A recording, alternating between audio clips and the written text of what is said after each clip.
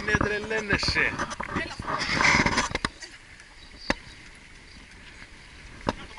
Ωραίο. Μην τρελαίνεσαι. Ήρεμα. Περίμενε.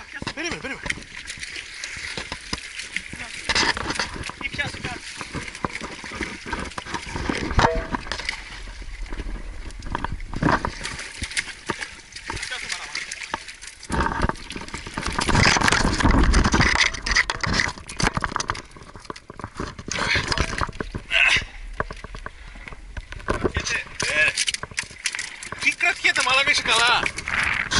Είναι...